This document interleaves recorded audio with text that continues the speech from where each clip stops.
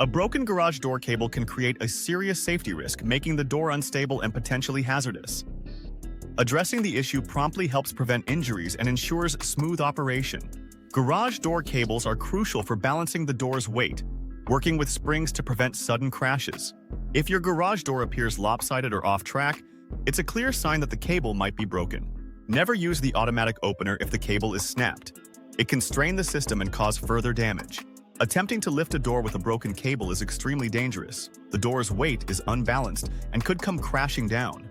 Professional repair is essential to avoid uneven wear on springs, off-track issues, and motor damage. Regular visual inspections can help you catch frayed or rusted cables before they snap.